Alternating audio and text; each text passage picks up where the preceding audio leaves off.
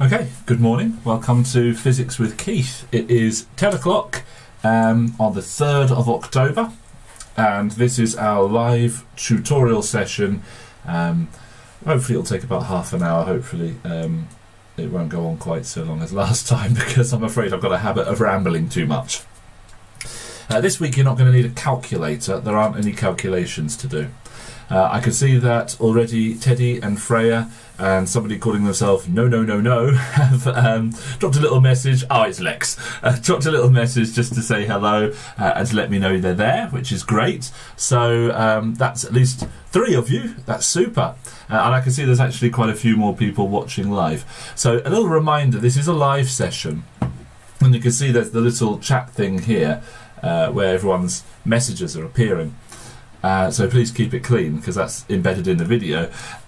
Also, if you don't want to send a message publicly because for whatever reason you don't feel comfortable doing that, I get it, it's fine. You can send me a message through Facebook Messenger, and if you look for Physics with Keith on Facebook, you'll find the Messenger, you'll find the page there that you can get to Messenger quite straightforwardly. And I get those messages come through to my phone, so that's how I can read those messages and respond to them as they come through. People don't usually do that, but if you want to, there's that option as well. So let us get on with today's session. Last week we had a look at conduction and the mechanism by which heat energy moved from one place to another via a solid, and we compared metal solids to non-metal solids. And something I neglected to mention is that heat conduction also happens within liquids and gases.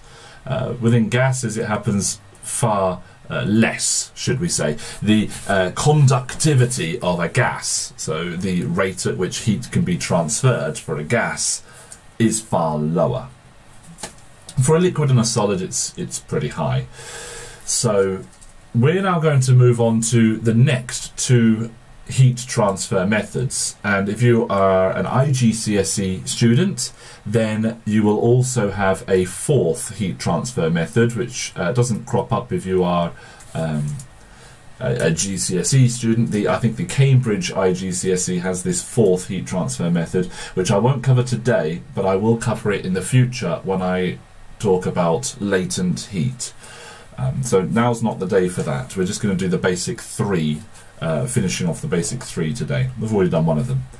So I've got these simulations again. I quite like them, so I'm going to use these simulations again. These are simulations from Dr. John Nunn of the National Physical Laboratory, and these I think that's right, yeah. These little simulations, you can get a copy of them if you want. I think they're not free, you have to pay for them.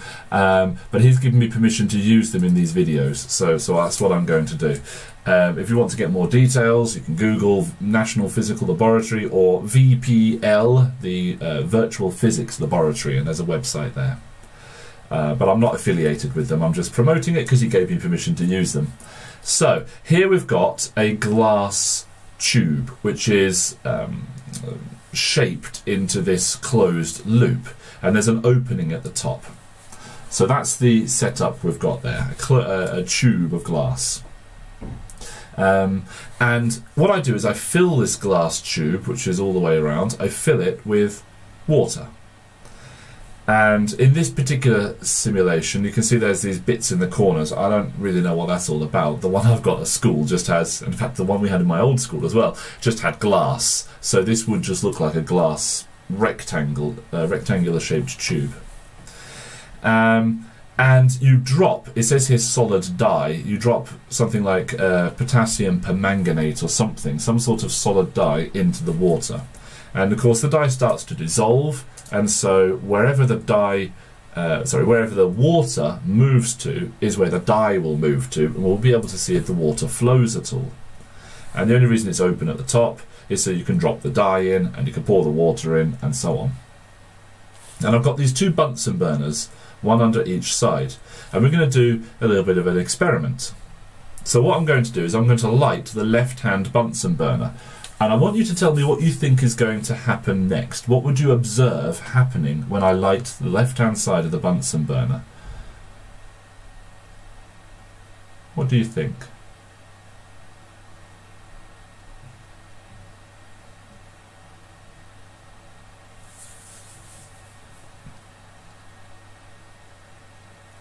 Reminder to anyone who's joined us since we started, this is live, which means I'll ask questions, people can answer, and they can answer by typing into the chat window, the YouTube chat window, and you can see it appearing beneath me, embedded in the video here.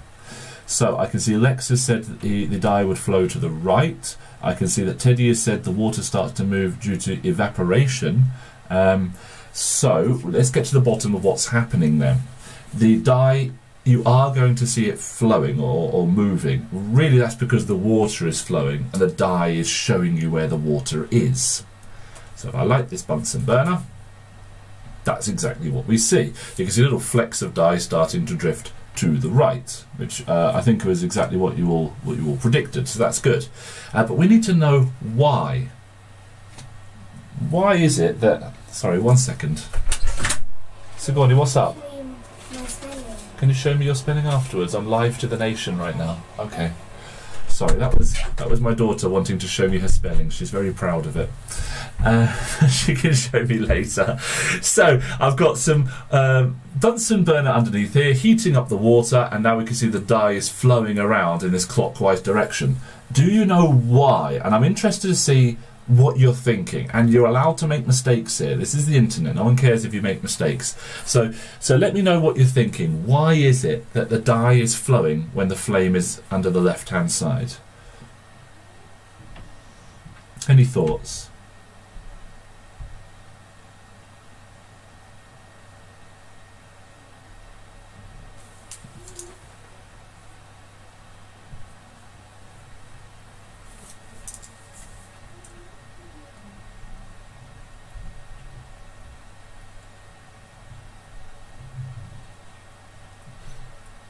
Maybe I need to put a little soundtrack behind it when there's an awkward silence while people are writing answers. So Lex is saying lower density. So Lex thinks it's something to do with density. Freya's not really sure. She can see it's happening. She's not really sure why it would happen. Teddy reckons when the flame, I mean you can read it, it's embedded in the bottom. So when the flame in a way pushes the water from the left upwards, the water has to go somewhere, so it moves left. Yeah, so I can see what you're saying here, and you're all kind of got the right idea, Lex and Teddy, you've kind of got the right idea. What happens when we heat a substance up? Let's start with that. So let's turn off this flame to the right. Yeah, I knew what you meant, Teddy, it's okay. So when you heat a substance up, what happens? So if you imagine I've got molecules in my substance, like this, and let's consider something nice and easy, like a solid to start with. And those molecules, they're vibrating because they are at a temperature above absolute zero, and we'll talk more about that perhaps in a later session in a few weeks' time or something. But all these molecules, particles of the body, they're all vibrating, they're all shaking around a bit. And what happens if I heat it up? So this goes back to what we did last week. Center me in the camera a bit better. What happens if I heat this body up? So they spread out is what Teddy says. Lex is saying they vibrate more. Yeah, they vibrate more. Because they vibrate more and they're colliding with each other more frequently, that does cause them to spread out a bit. So they are all going to drift, on average, a little bit further apart than they were when they were cooler. So they're all going to be a little bit further apart. And now this is true for solids, it's also true for liquids, it's also true for gases. You heat it up, spreads out a little bit. Now what you need to understand, and please don't make this mistake, is that the molecules themselves, particles of the substance themselves, do not change size. It's the substance as a whole which spreads out a little bit more.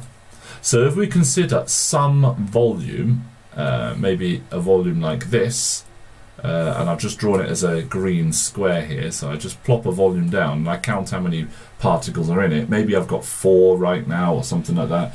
If they all spread out, that same volume is going to have less matter in it.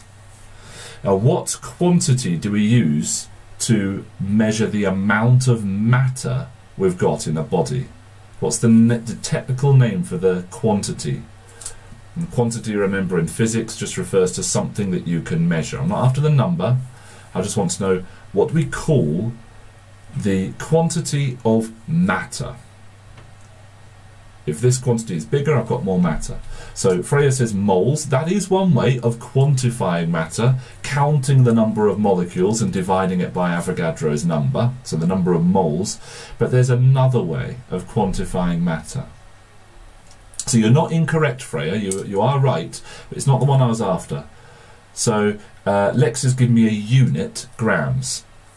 So grams is the unit, but it's not the only unit of the quantity that you're talking about. What quantity do we measure in grams or kilograms? Or slugs if you use imperial units. Mass, that's right, mass. Mass is the name of the quantity. So if my substance spaces out a bit, the mass within that green cube, that volume that I've decided, someone called Wombatcom, I'm not sure who you are, but Wombatcom also agrees it's mass. Welcome, Wombatcom. Wow, this is becoming more and more popular. I'm just going to see how many people are live because I can't resist. 6 people watching it. Ooh la la, although I think one of those is me. So yeah, within that green volume, if the particles space out a bit more, what's happened to the mass inside that volume? The mass of substance inside that volume, what's happened to it?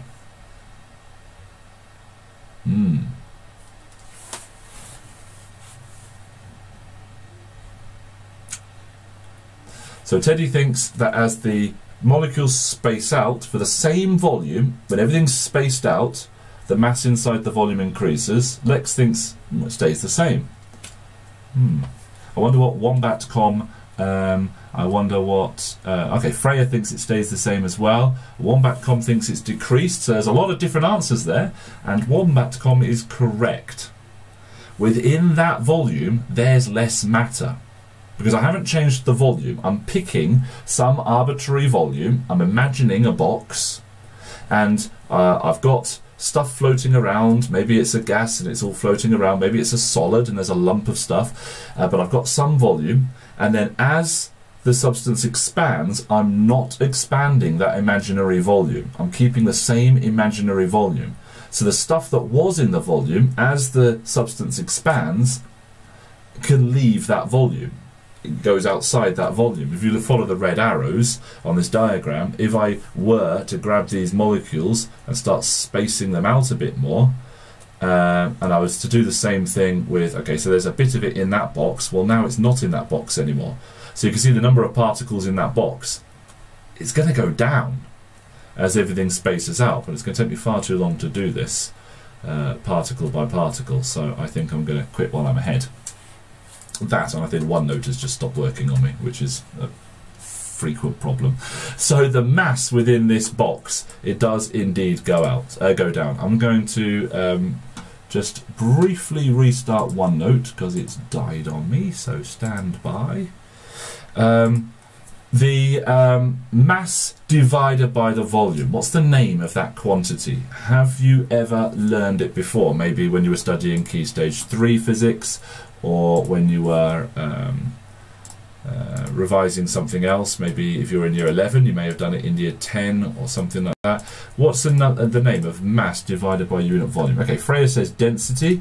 Density. They're all saying density. That's absolutely correct. That's good that you know that.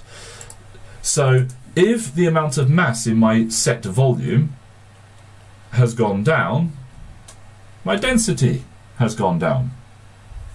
So the density of my substance in general decreases as my substance warms up. That's true for solids, it's true for liquids, it's true for gases. Now, solids are somehow different to liquids and gases. If I put liquids and gases in a right-hand column here, they are different to solids because they can flow. What do we call a substance that can flow? Solids cannot flow. Solids cannot flow, liquids and gases can flow. So what do we call a substance that can flow? Technical name for a substance that can flow. A fluid. Everyone's saying it. They're all good. So we've got a density of a substance generally decreases as it warms up. A fluid, so a liquid or a gas, the substance can flow, which means the molecules can move around each other. They can move around. Freya thinks aqueous. That's if you've dissolved something in water. And an aqueous solution can flow. Absolutely it can. That's because it's a liquid. So flow, fluid, the two mean the same thing. So if I have, let's just scroll down a little bit here, and I'm going step by step here, so that I'm hoping that this is going to make a lot of sense by the end of it.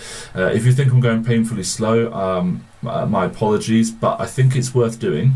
You know, we're not here to be in a rush, are we? This is an optional thing on a Saturday morning. So if you find it a little bit slow, okay, but it's better to be slow and thorough than it is to be fast and miss things out. So here I've got a beaker of water, and we're going to play a fun game of drop things in the beaker of water. I think this is something you do in primary school. If I take a piece of wood and I drop it in the water, what's going to happen? And if I take a piece of steel, a solid lump of, let's spell steel correctly, a solid lump of steel, and I drop it in the water, what's going to happen? And these are just solid lumps, no special shapes or anything. So Wombat.com says that when the objects go in the water, displacement causes the water level to rise, which is correct, Archimedes principle. Teddy says substance displaces the water, so it's exactly the same idea. But let's go right back to primary school level. What's the wood going to do? Let's not overcomplicate it. If I put wood in water, what does wood do? Yeah, I mean, Lex has got it right as well, but what does wood do? Wood sinks. Teddy thinks wood sinks. Lex thinks wood floats. Okay. I don't think it's too controversial to say that wood floats, usually. You can get some pretty dense woods that do sink, but most wood floats. Steel would sink. Yeah, Lex has preempted my next question. Steel does sink, indeed. So if we wanted a very easy rule to understand why things float and sink, we could use that sort of basic rule that if something is more dense than the fluid that it's in, it sinks. So if substance, either steel or wood, or let's say the body, that's going to be a better way of saying it. So if body is more dense, I've just gone behind my head there, but that just says more, so I think that's okay. More dense than fluid that we are in, then body sinks. And vice versa. Okay, now let's start putting all this together then. In our convection tube here, the body was, the whole thing stopped working, so let's reload it. The body was the desktop. Everyone's going to see my files now. Go into here. The body was the water, and so was the fluid that the water is in. That's where it gets a bit complicated. Matter. I've gone into the wrong one. I want heat. I think it's in that one. And convection. There we go. So the body I'm looking at, the body I'm considering, is the water that's hot, and the fluid that it's in is the rest of the water. So that's the picture. When I heat up the water, I think, okay, let's imagine that as a body. It's now less dense than the fluid it's in, so it will float. Why will it float? Because the cooler water sinks beneath it. And that's what's going to happen. As we heat up this side of the liquid, this part of the fluid expands, it gets hotter, less dense, floats above the more dense fluid, which sinks beneath it, and so we set up something called a convection current in this loop. And the dye then is going to move along with the liquid. What would happen if I lit the right-hand Bunsen burner now? What do you think would happen? I've got the left-hand Bunsen burner lit, and then I light the right-hand Bunsen burner.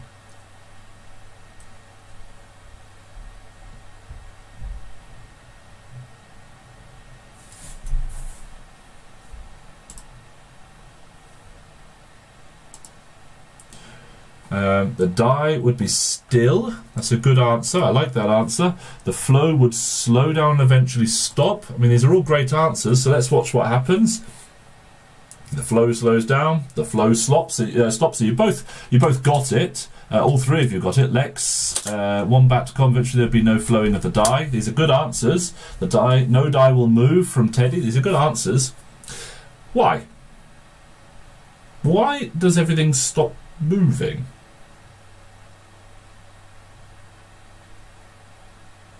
Because the fluid had some kinetic energy, it was moving, and now the kinetic energy of the fluid seems to have been dissipated. I like your answer, Freya. Convection current is going both ways, and so they're sort of cancelling each other out. It's a nice answer. I think Wombatcom is absolutely agreeing with Freya there. That's what I interpret that little arrow to mean. And Lex, this is okay. So I like that answer. What you've got now is a situation where there's no cooler fluid to sink beneath.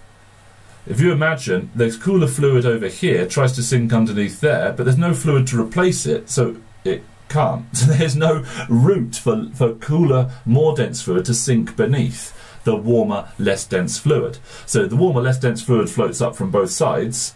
There's nothing to replace it. It can't actually flow. You can't leave a vacuum behind. And so the bottom's just going to get hotter and hotter, and it's going to flow upwards, and you might end up getting some little convection within these pipes, but not a lot of it. Okay, but we originally had kinetic energy, and now we don't. So where's that kinetic energy gone? We had the dye. Okay, let's pick the dye. The dye was moving. The dye is a body. It had kinetic energy because it was moving. Now the dye is not moving. So Freya says heat energy. Yeah, so the kinetic energy is going to be transferred to the heat energy store, which is what Teddy's saying there. So what is the mechanism by which the energy is transferred? What force does the transferal? Change to store to thermal. These are good answers.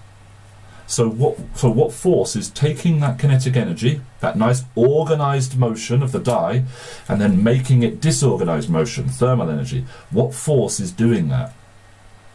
Teddy says thermal energy. Yeah, what's the force? I need the name of a force. Heating's not a force. I need the name of a force. I mean, let's just start listing forces, and if you get it wrong, I'll say no, and if you get it right, I'll say yes. Let's see what forces you can list. Friction. There we are, you got it in one. Friction will do. It's a type of frictional force. Wombatcom agrees. So friction, a frictional force, sort of a fluid drag, a viscous drag, water resistance, or we could just call it friction. The liquid is moving, the tube is not. So there's some sort of contact and movement between those two layers in contact, and that's going to cause a transfer of kinetic energy to thermal energy, which will dissipate. So absolutely right, really good answer. Now convection doesn't just happen in glass tubes. It happens anywhere. So if I were to get a nice solid beaker like this, which I've already sketched before, let's delete this, and I were to place a flame in one corner down here, I would expect the fluid here to become less dense. The more dense fluid will sink beneath it, the less dense fluid will rise up, and of course it's got to go somewhere, and you'll end up having these convection currents set up within the fluid. And that's how weather works. If I draw a map, here's the land, coloured in green. My daughter who's 6 can colour in better than I can, that is true. Here's the sea, coloured in blue. And what you get is, in the summertime, the sun beats down on the land and warms it up, and the sea doesn't warm up as quickly, and there's reasons for that which we'll cover later when we learn about specific heat capacity. So the air just above the land is warmer than the air just above the sea, so the air just above the land will rise up, and the air just above the sea will swoop in. I mean, this is going to be quite... I might have to get a thicker red pen to really be able to see this. The air just above the sea will swoop in, and you get an onshore... So an onshore wind in the summer. And in the winter, it's the other way round. In the winter, you get your sea holding on to that. Oops, I've accidentally erased the sea. The sea holding on to that that heat that it was given in the summer. It hasn't lost that heat yet. So the water the air just above the sea is going to be a little bit warmer than the air just above the land. So this air is going to rise up. The cooler air above the land is going to sweep in to take the place. And you get offshore wind. And you get the offshore wind in the usually in the winter. And that's why you get these prevailing winds that change direction. And if you live like where I live in Essex, where if you imagine trying to picture Essex, you've got Essex there. Oh no, you can't see. Let's scroll to the side. You've got sort of Essex here, you've got the River Thames going in here, and then the River Thames comes out and you've got Kent. It gets a bit more complicated that, because locally you might get a region where you're trying to get wind coming onshore or offshore, but on the bigger scheme of things, you've got the more prevailing wind going onshore and offshore perpendicular to that. So the bigger picture, the wind is either going this way or this way, but on the local level it's going this way or this way, and then you can end up getting winds that sort of change direction depending on which of these effects is more prevalent. So weather is driven by convection. Isn't that fun? Some things that are necessary for convection then. First of all, it is a way of transferring heat by physically moving the warmer matter. You may have heard incorrectly stated that heat rises. This is nonsense. Heat does not rise. Nonsense. But a warm fluid can rise. So first of all, we need a fluid. Fluids are needed for convection. Secondly, we need gravity. If you're in microgravity, or let's say you're in the International Space Station, so you take an object, let go, and it just floats there. Actually, convection can't happen in the International Space Station, which actually makes heating the International Space Station quite challenging. You need gravity, you need to have a fluid that can flow, and then you need some sort of difference in temperature, because that means you've got a difference in density. Those three things will mean that convection can occur, and convection transfers heat by physically moving the warmer body or fluid up, in this case. And there are plenty of examples I could give of where this technology was used. A famous one is the ventilation of mine shafts. If you imagine you're in a mine deep underground, you need some fresh air to get in. This is you deep underground, and this is your let's just erase a bit here. This is how you got down into the mine shaft, down through this tube here, and you're digging away down here with your pickaxe. I don't know how mining works. You need some fresh air. How are you going to get air to cycle through this? Well, one way of doing it was to make another channel and stick a fire underneath one of them. And if you've got a fire underneath one of them, then the warmer air from here is going to rise up, meaning that the cooler air is going to sink down to take its place. And then you get convection flowing and therefore freshly recycled air. It's a good example. There are reasons why you might not want a fire at the bottom of a mine. And I don't think this technology was used for long before they figured out it was a bad idea. You disrupt something with some natural gas and you've got an explosion. But there were mine explosions. Okay. As far as I'm concerned, that's convection done. I mean, how would you stop convection? Let's say I want to stop heat being able to leave a body by convection.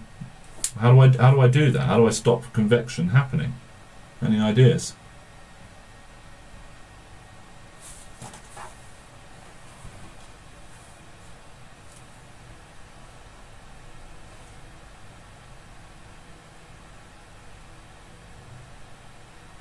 vacuum.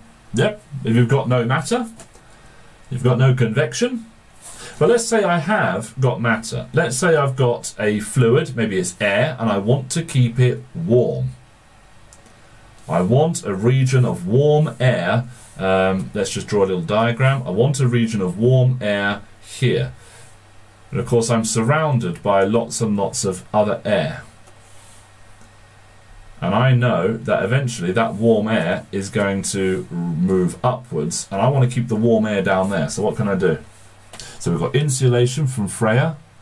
Take away one of the three factors that makes convection occur. So either take away the fluid, which is the vacuum, which has been said already, that's a good idea. Take away gravity, it's a bit more difficult to do. Or take away the difference in temperature. And actually we can take away the difference in temperature, that's something we can do. And insulation can be used to do that. And this is what you do. If you want to physically stop the gas moving up, you put a barrier in place. And one way of putting a barrier, let's just try and draw some bubble wrap here. There we are, this is some quality bubble wrap. If I make little pockets of the fluid, maybe it's air, with some bubble wrap, here's a quality bubble wrap, then the warm air, the furthest it can move is to there. Can't move anymore. What that means is that, and you've got warm air here, the furthest that can move is to there. And so you get little bits of convection, but you can't actually carry that warm air right the way out. Now you're going to say, ah yes, but hang on a minute, you can conduct heat into the next cell. And that is true, you can. But you're slowing down that rate of heat transfer by capturing the air and stopping it from moving. So when you said insulation, that's what insulation does. It does not trap heat. It traps the fluid, which in this case is air. And the trapped warm air next to other trapped warm air, which is all the same temperature, means you're not going to get any flow of heat through conduction from them. And because it's trapped, convection won't carry that warm air away. Now, you're at 10:30. I'll put it over to you. You can let me know what you think. Do you want me to then look at radiation now, or shall we call this a day? Because, I mean, what I want to do, I'll tell you my plan for this little section of your GCSE work, is we've done conduction, convection, I want to talk about radiation, and then I want to talk about ways of reducing the heat transfer through all three. So in my mind I've still got two more things I want to do on this topic, which is radiation and the reduction of heat transfer. Lex says, can we carry on? Can we look at radiation? Teddy says, yeah, let's go for radiation. It looks like you're all still up for carrying on for a little bit longer. Freya says start it next week. Oh, controversy. Now we've got 2 against 1. So it looks like Wombat, I can't remember his full name, Wombatcom is the decider. Whatever is easiest for you. Well, thank you for that. Okay, well, listen, I did put it to a vote. It was 2 for carrying on, 1 for not carrying on, and 1 abstaining from voting. So let's carry on just a little bit, and then next week we will put it all together and look at how to reduce heat transfer altogether. Now, radiation actually isn't quite so challenging. I've got another little simulation here, again courtesy of Dr. John Nunn, the National Physical Laboratory, and I've also got some slides that I prepare, which I use when I teach this to GCSE levels. And they are following the specification for the AQA GCSE.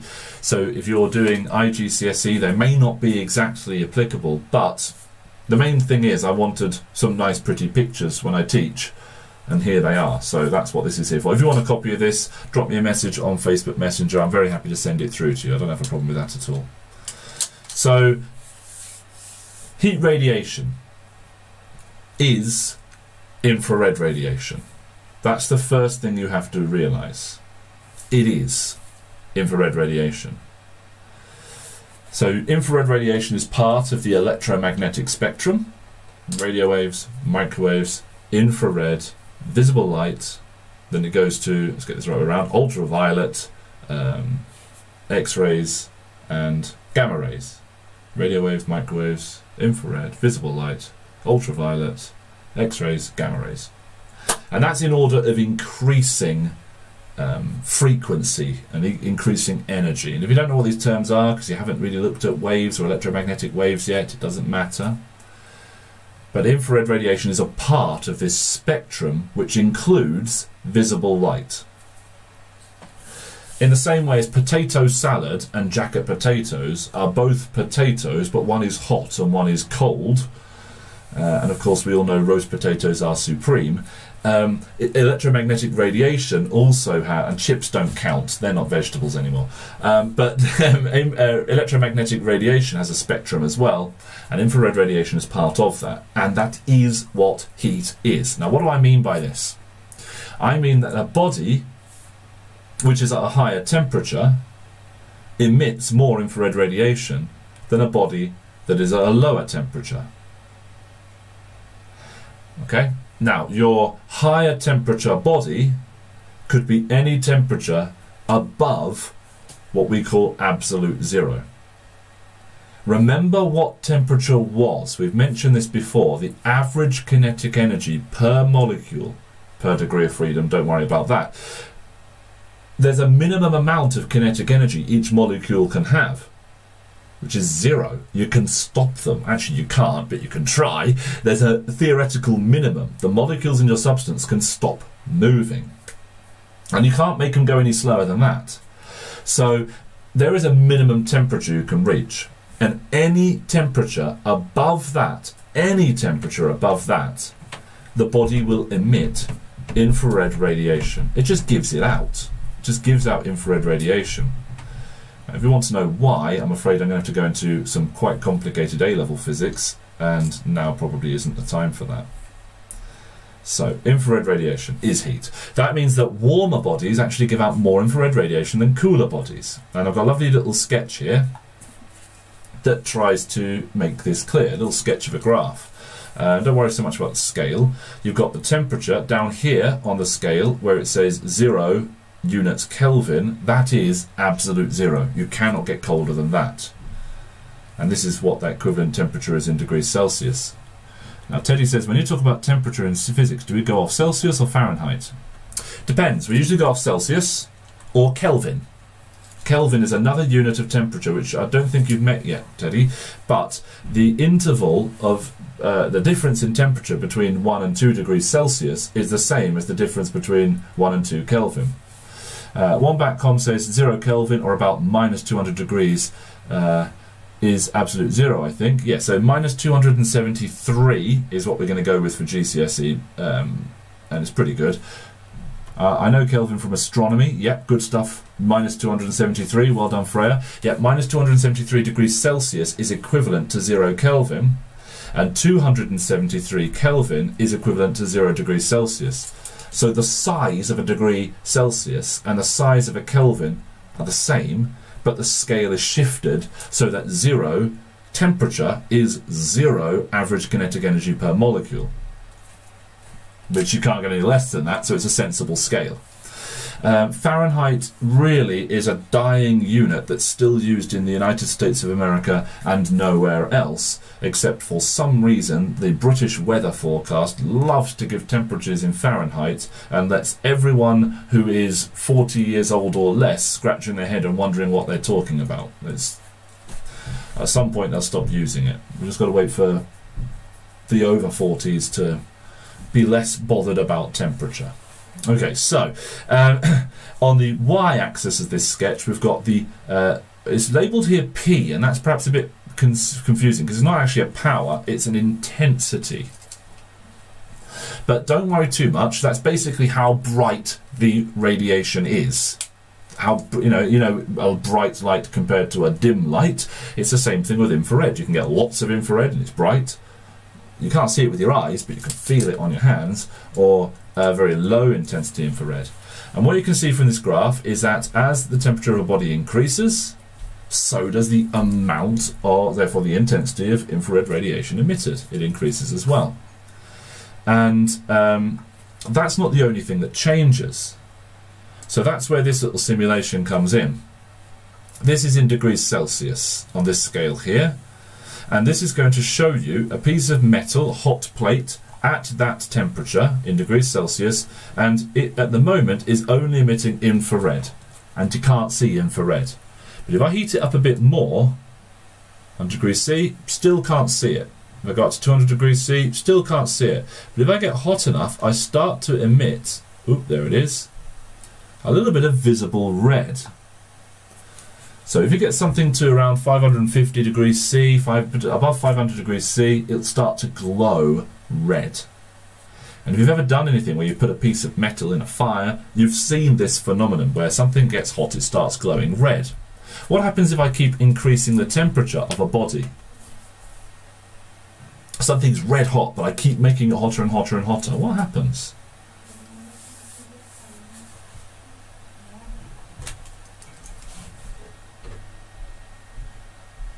So it gets brighter, says Teddy. Yeah, so we would say that the intensity of infrared radiation increases. You could say the intensity of the red light increases, but that's not the only thing that changes. What happens to the colour of a body that's hotter than red hot? What happens to it? So we got it glows white, the colour would change, white hot. Wombat Kim says it goes blue, ultimately. Actually, if you know about stars, then you'll know that is actually true. If you get something hot enough, it'll start looking blue. And that's where this scale comes in. So this is in Kelvin, and at about 1000 Kelvin, you can clearly see a nice red glow, and if you keep heating up, you get to about the temperature of the surface of the sun, 6500 Kelvin roughly, and something is white hot. So hot it gets white hot. And if you keep on increasing the temperature, actually it starts shifting towards blue hot. Now, students sometimes find this very confusing. How can blue be hot and red be cold? It's all relative.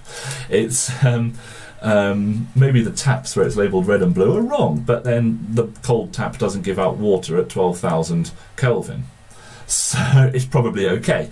Yeah, the temperature as it increases, the colour shifts. And we have to understand why that is. And that's where this little simulation comes in, because the frequency of the radiation that is emitted, the electromagnetic radiation, also increases. Remember, it's a spectrum. So we've got infrared radiation emitted when it's cold. As you get hotter, it starts emitting infrared and a bit of red. And as it gets hotter still, it emits infrared, a bit of red, maybe a bit of orange, and this is what the colour looks like. And if you get hotter still, infrared, a bit of red, a bit of orange, and a bit of yellow. And so your red colour, when you mix these colours together, starts looking like a more orangey sort of colour. And you can see it from this hot plate here. If I keep on increasing it, you get a bit of green in there. Because you don't see it as green. You see red, orange, yellow and green all mixed together, and it sort of looks yellow hot. And if you keep increasing the temperature, get a bit of blue in there, and you keep going up. So you get to white. What happens if you keep increasing the temperature beyond that? Well, I'll show you from this graph. It looks like a complicated graph, and in many ways it is. This is how bright it is on the y-axis. On the x-axis is wavelength. And basically, you can see from the scale here, infrared is over here. And over here we've got then, so it goes infrared on the right, then it goes red, orange, yellow, green, blue, purple towards the left.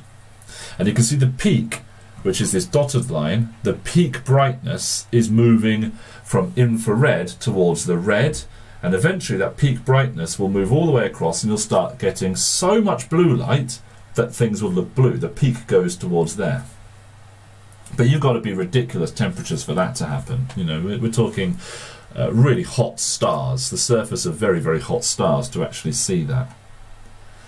And what that radiation does is it carries away energy. When the radiation, the electromagnetic radiation, hits a surface, like my black t-shirt, it's not an accident, I'm wearing a black t-shirt today, this absorbs the radiation. This absorbs all the colours of the visible spectrum. It also absorbs an awful lot of infrared, and therefore this is going to increase its temperature. If you don't believe me, wear a white t-shirt out on a sunny day and wear a black t-shirt out on a sunny day. Teddy says, animals that can see in infrared, would they start to see the colour before humans? Yeah, so I can't think of any animals that can see infrared in that sense. There are certain animals, like certain snakes, that have something on the front of them, sort of a concave-shaped object on the front of their heads, where they can detect the location of a warm object because of the part of that concave shape that warms up. So they can hunt snakes they can hunt mice at night by using this sort of device to measure the direction where the infrared's coming from. But I don't think I'd count that as being able to see infrared. There are animals that can see ultraviolet, but infrared I'm not so sure about. But it's a good question, yeah. The issue is, if you wanted to see infrared, your eye would have to be much bigger. And so I suppose you could count that thing on the front of the snake as some sort of crude eye. What about lobsters? I don't know about lobsters. Flies can see an infrared. I've got lots of... This is good. You're all experts in animal anatomy. Goldfish can say school. This is very impressive. Wow, okay. Well done to you lot. Yes, I'm afraid biology certainly isn't my forte. You would need bigger eyes to see infrared, is the first thing. By bigger eyes, I mean the cells inside your eye.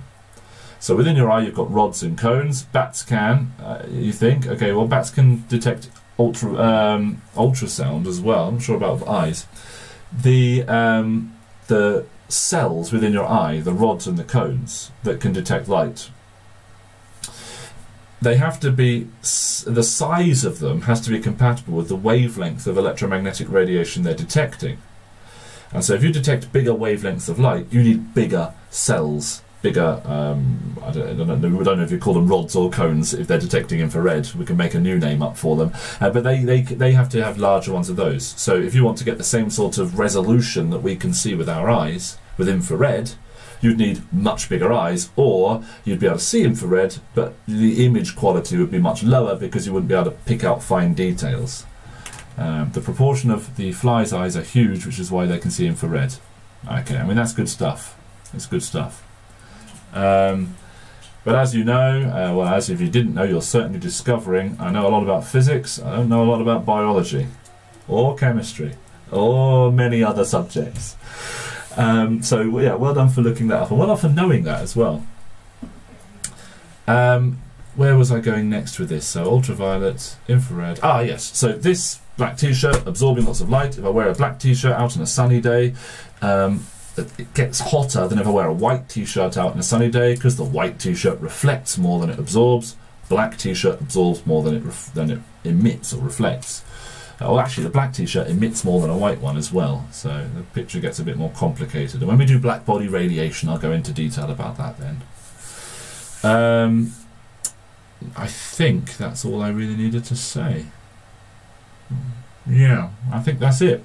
So, are there any questions related to heat transfer through conduction, convection, radiation, or any other aspect of physics that's on your mind right now? All the eyes of animals, you can ask about that. I might not be able to answer, but you can ask.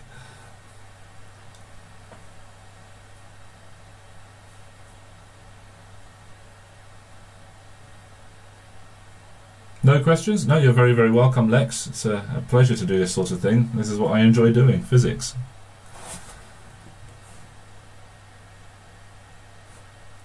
No questions? Okay. Okay, well, then 10 o'clock next hour. I need to double check this because there's one week where I'm afraid I'm going to have to either cancel or postpone it.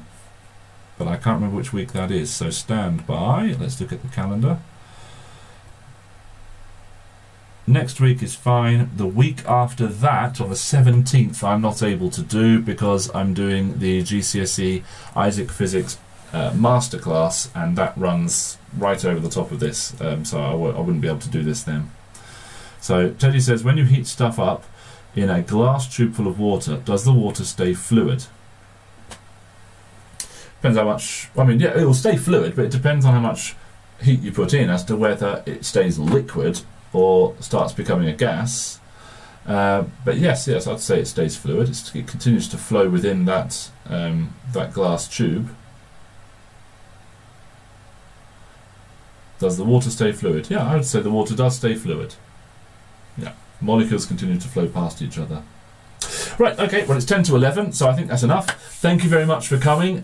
Do tell your friends, your companions, your classmates, your peers, or your worst enemies if you don't enjoy this sort of thing. Do tell people about this, because the more people that know about this, the more people are going to benefit from tuning in.